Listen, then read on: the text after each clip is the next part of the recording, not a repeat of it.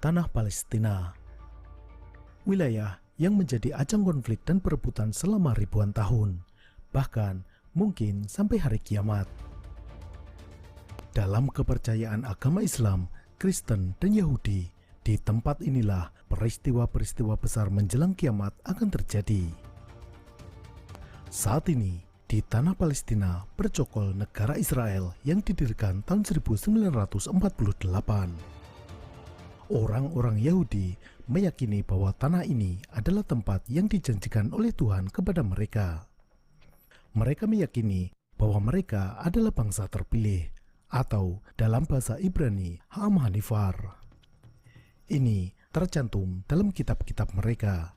Bahkan bisa juga kita lihat dalam Injil Perjanjian Lama, misalnya di kitab Ulangan 7 ayat 6.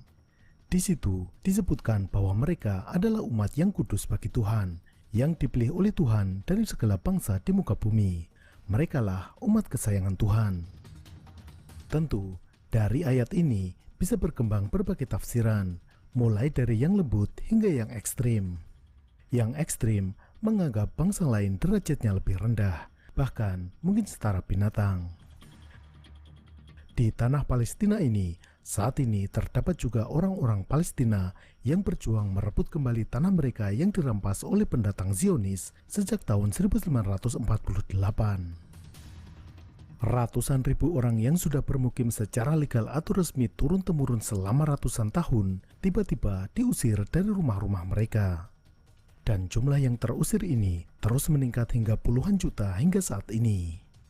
Mereka diusir oleh para pengungsi yang sebelumnya datang dari berbagai penjuru Eropa meminta belas kasihan. Tapi setelah para pengungsi itu kuat, mereka merampas tanah dan rumah orang-orang Palestina dengan alasan ini adalah tanah milik nenek moyang mereka 2000 tahun yang lalu.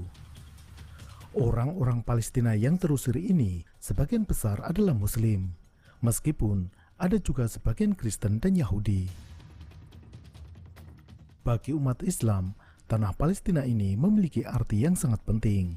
Di sini terdapat Masjidil Aqsa, salah satu dari 3 masjid tersuci bagi umat Islam. Bagi orang-orang Yahudi, kompleks Masjidil Aqsa dipercaya sebagai tempat Haikal Sulaiman atau The Temple of Solomon.